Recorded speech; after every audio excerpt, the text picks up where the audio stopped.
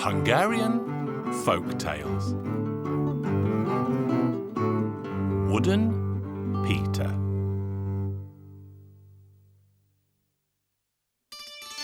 Once there lived a farmer and his wife.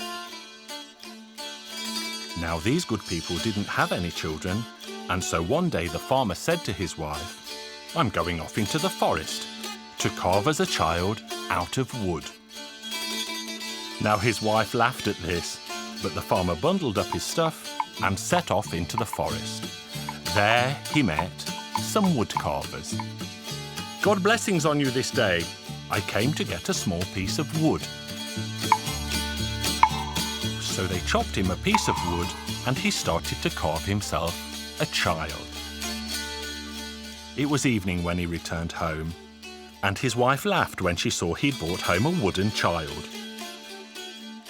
They had their supper, and there was a little left over. "Now that's just enough for our son." Off they went to bed, and around midnight, the boy called out, "Well, mother dear, are you sound asleep?" At that moment they woke up, and great was their surprise to see the wooden boy had come to life. They admired the boy until the break of day, and then the priest baptized him and named him Wooden Peter.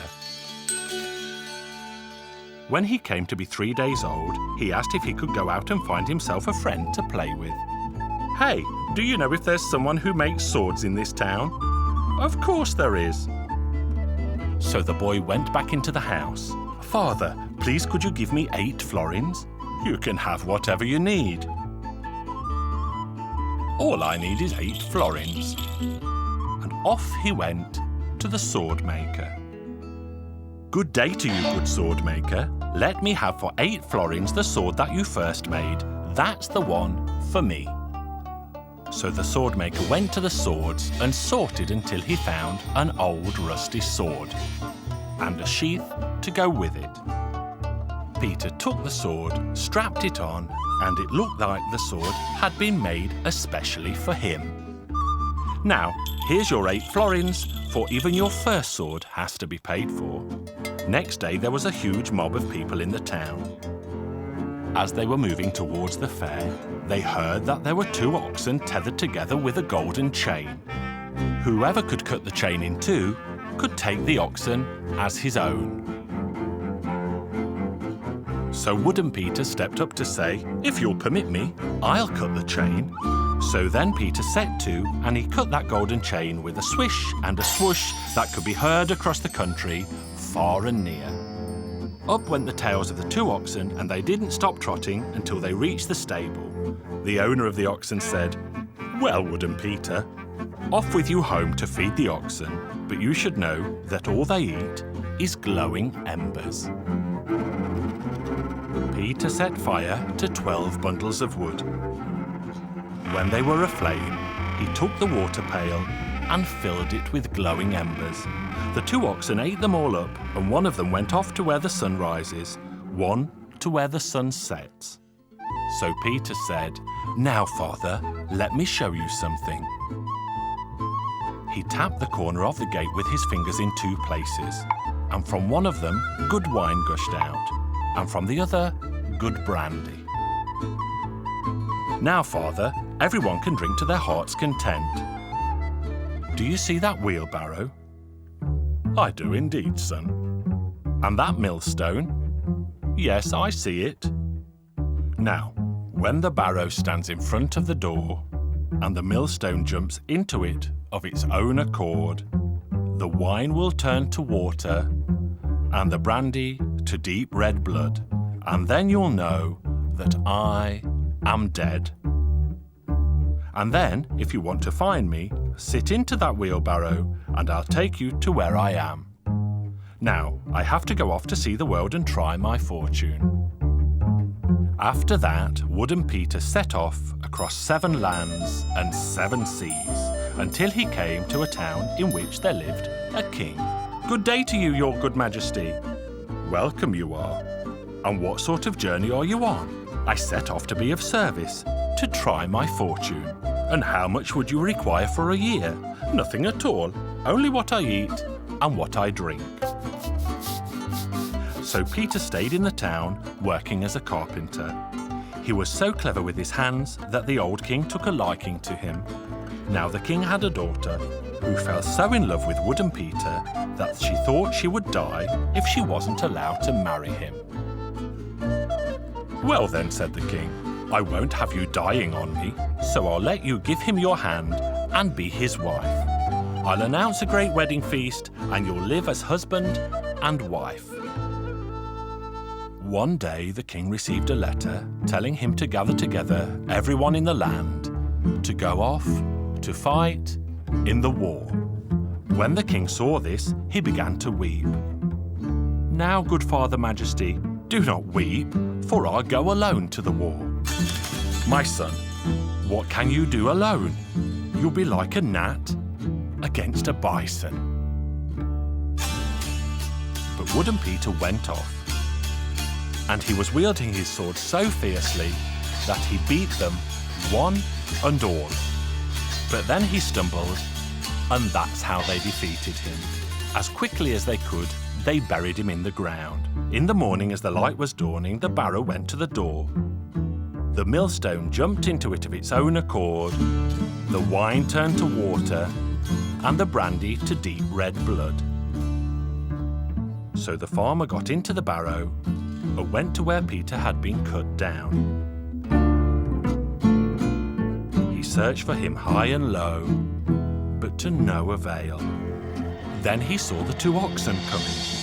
The two oxen began to turn the soil with their horns until they uncovered Peter, but there was no sign of life in him. And so one ox put him back together again, and the other put his soul back into him. And Wooden Peter awoke. I slept so well. You'd have slept forever if it hadn't been for us, said the oxen. They went home, and the king called the whole court together and crowned Wooden Peter king. And he and his queen lived happily ever after.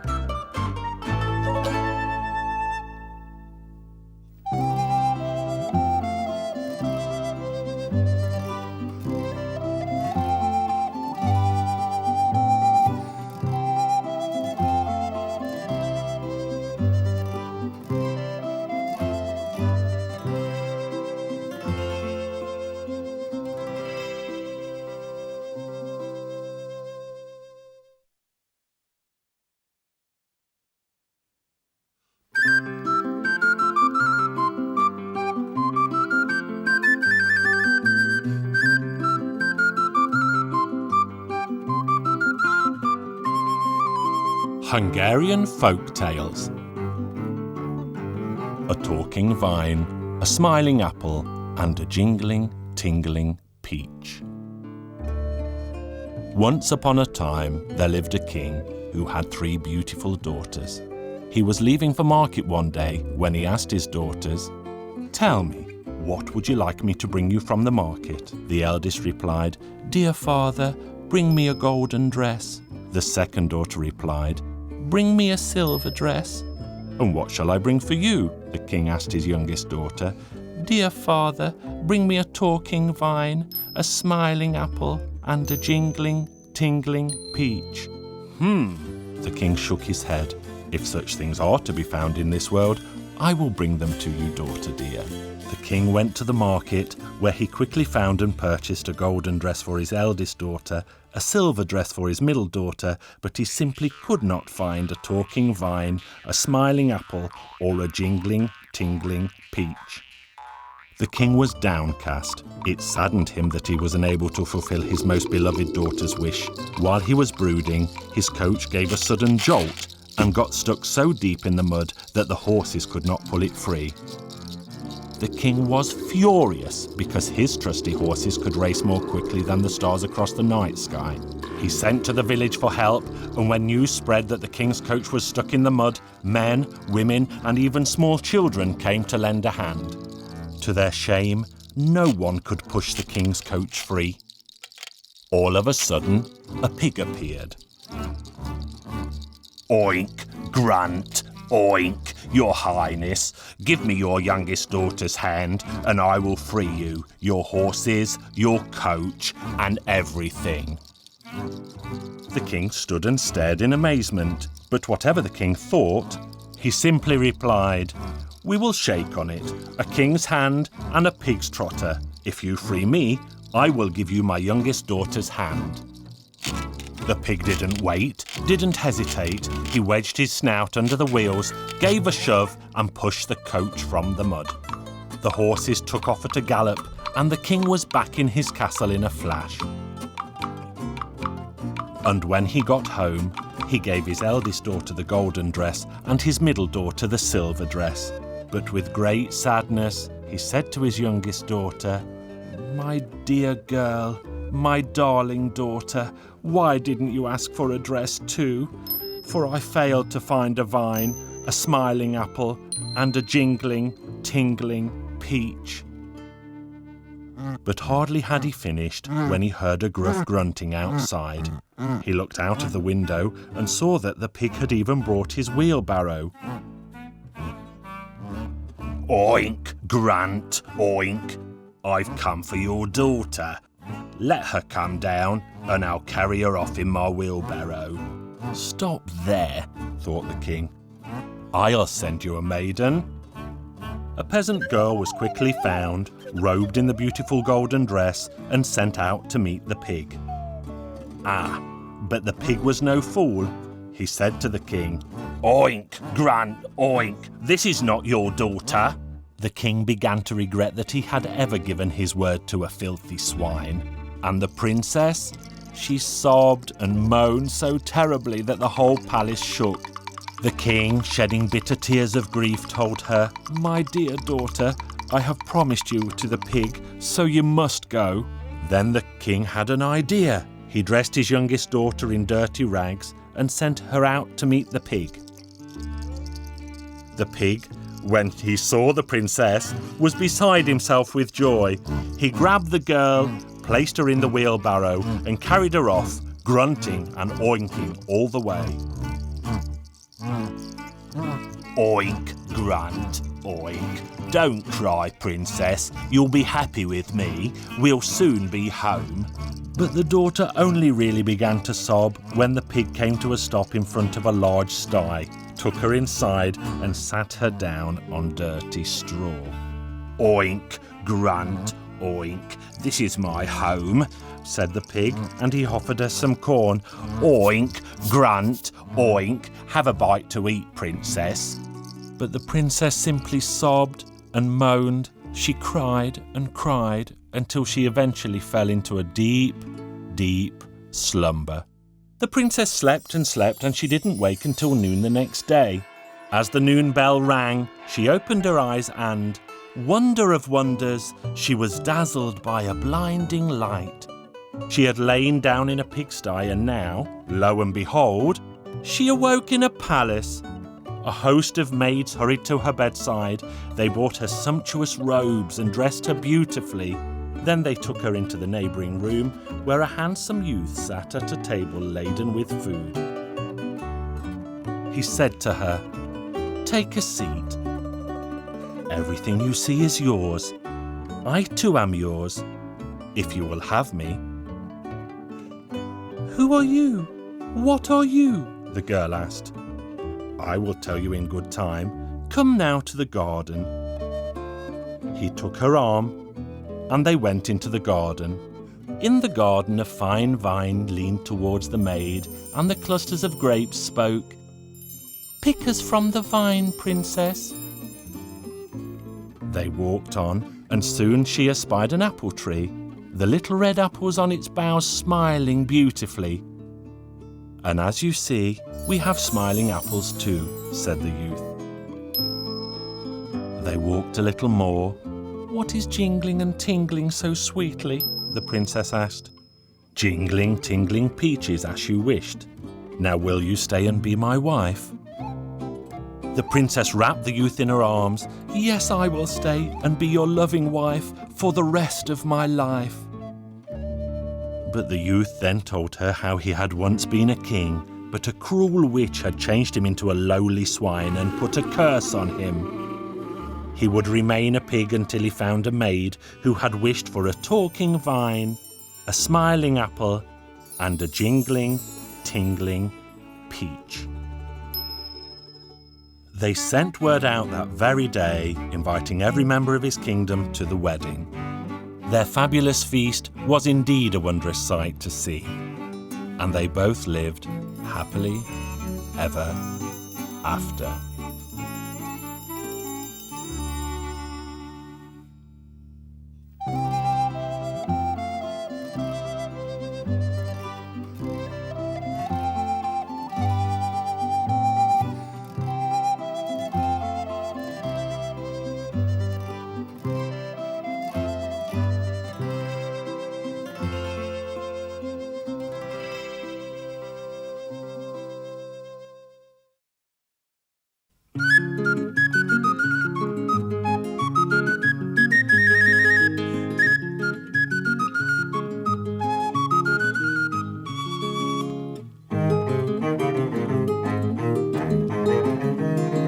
Hungarian Folk Tales.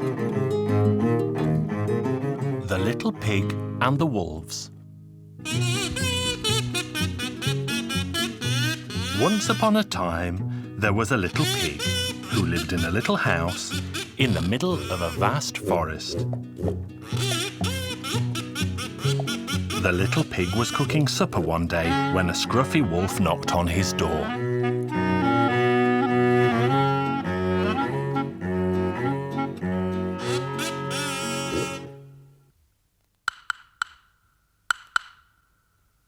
Little pig, let me in. It's so cold out here, I'll freeze to death. No, I won't let you in because you'll eat me up. Just let my back leg in or I'll freeze to death.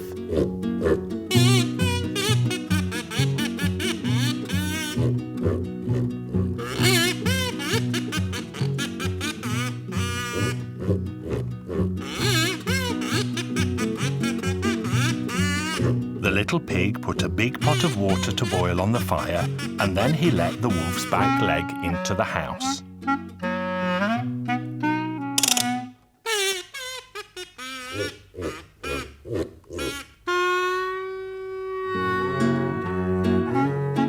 Oh, little pig, please let my other back leg in too.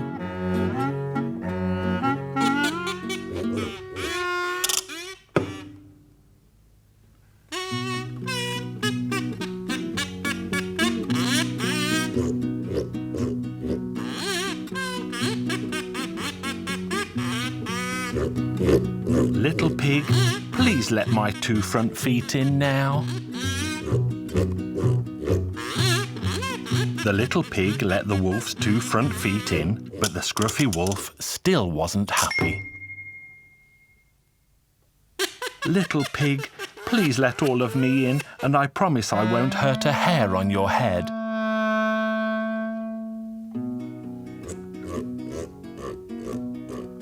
The little pig found a sack and held it open so that the wolf would walk right into it. And that's what he did. The little pig wasted no time and tied the sack up in a flash. Then he took the pot off the fire and poured boiling water all over the wolf.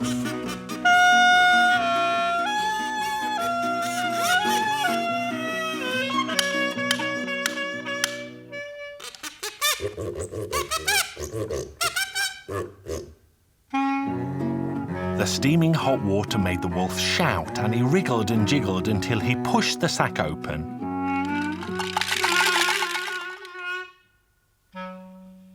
The bold, scolded wolf jumped out of the sack and saw the little pig sitting at the top of the tree.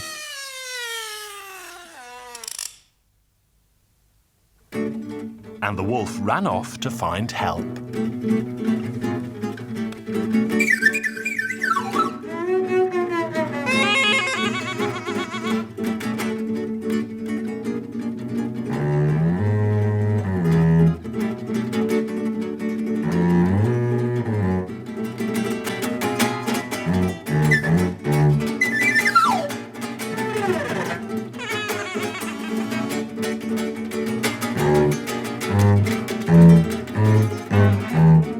bold, scolded wolf eventually returned with the other wolves. The wolves thought and thought about how they would catch the little pig, as none of them could climb a tree. At long last, they decided to stand on one another's shoulders until they reached the little pig. The wolves climbed quickly one on top of the other. The bold, scolded wolf stayed at the bottom because he was afraid of heights, so the others all climbed on top of him.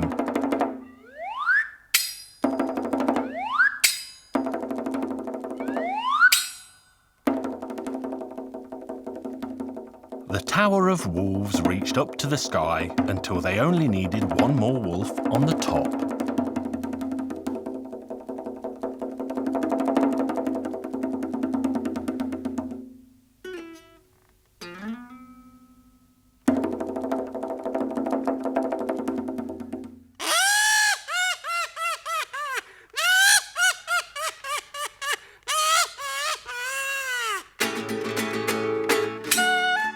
The last wolf started to climb, and the little pig shouted, "Pour hot water on the bold one!" The bold, scolded wolf leapt out from the bottom of the pile and ran as fast as his legs could carry him. The wolves tumbled to the ground in a heap of furry bones. Then all the little piglet had to do was to jump down from the tree and go back into his little house. And the bad wolves never dared come near again.